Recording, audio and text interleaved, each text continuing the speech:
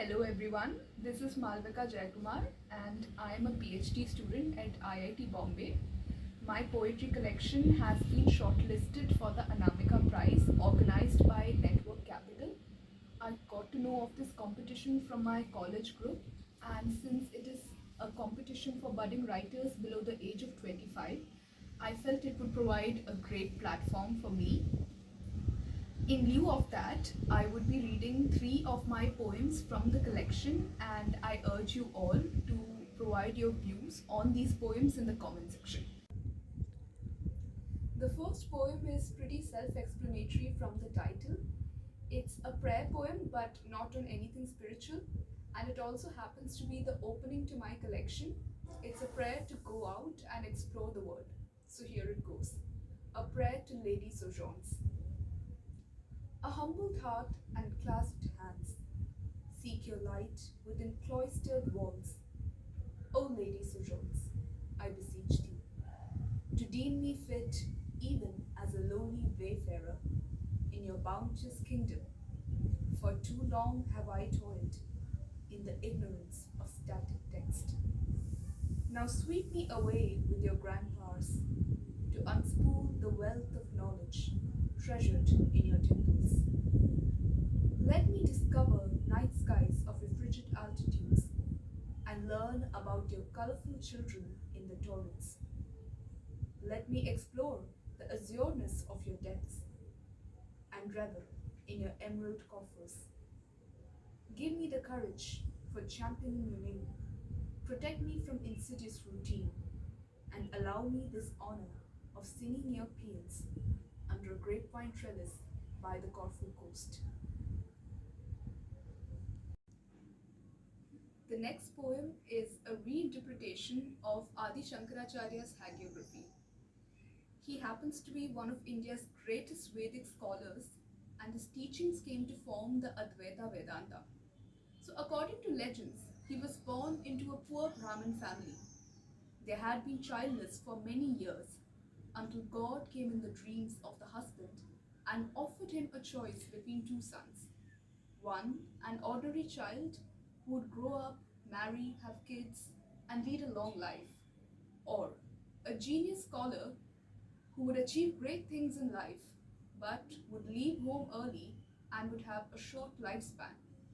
The husband chooses the latter, but he dies soon after the child is born, leaving his wife to deal with the impending pain of separation.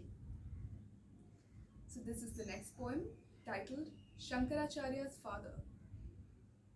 Wake up, dear wife, hear what transpired. God came in my dream tonight to dignify our penances. He blessed me with a choice between sons of two kinds, one whose brilliance transcends his momentary body, and one who protects the hearth in prolonged commonness. Naturally, I chose the former, for he will etch our names for posterity, wash me of the stench of disappointments, and truly surpass his station with this divine intervention. Your womb shall soon become a holy sanctuary. In the garb of a child, you will birth a sacred entity. I was shaken from the dream of a ruddy-cheeked infant by my husband announcing the holy prediction. He narrated the tale of his judicious choice of everlasting luminescence in his household through a son.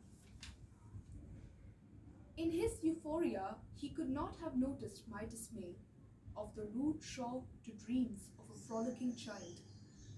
Instead, pushing him towards a path of intense study and meditation. My woman's mind lacks my man's foresight to conceive for a son any prospective considerations. Rather, what plagues me is the thought of early discomfort. It could be vicious maladies since childhood, propelling him to death through gentle nudges. More likely are mishaps fulfilling his father's boon. My blasphemous love yearns to tarnish the divine clockwork by a refuge in the thought that extra nurture could reverse the course. Predatory visions now invade my pupils, dead father, unfinished childhood, years of absence, and my son at my deathbed are summoned into my knowledge as quick vignettes.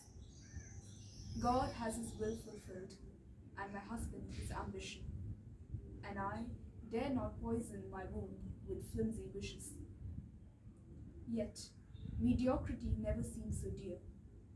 But I must lie down now, lulled to sleep in the sweet initiation into motherhood, guessing where his resemblance might lean to, and preparing merry games for happy distractions. The third one is a poem I most relate to, and I'm sure so do many other amateur writers like me. It is a prose poem on the constant skepticism one has regarding his or her footing as a poet, or the lack of confidence about his or her ideas. And so here it goes. It's titled, Dedicated to All the Poems I Have Thought of and Never Written. I baptize a poem before I create it, then leave its imaginary form to be devoured by my ever suspicious mind, which pierces it with the pin of idle analytical discourses at numerous spots, till all that's left of it are shreds, ugly and mangled, haunting a lackadaisical writer's dreams, pointing fingers of injustice at being conceived and abandoned as abstractions that could have been committed to writing, graced print, and delighted some hearts, or even elicited polarizing reactions, and devised an afterlife for an idea that is material, deserving of existence, even in imperfect, unvarnished shades, which this pretentious writer chooses to hide or exorcise to smudge any trace of juvenile quality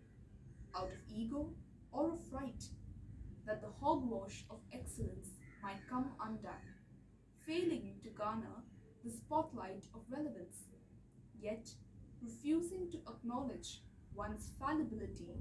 This writer has woven from this penchant the present poem to please her reader than breathing life into the poems she has thought of and never written. Thank you everybody. I hope you all enjoyed these poems. These were three of my poems from my poetry collection.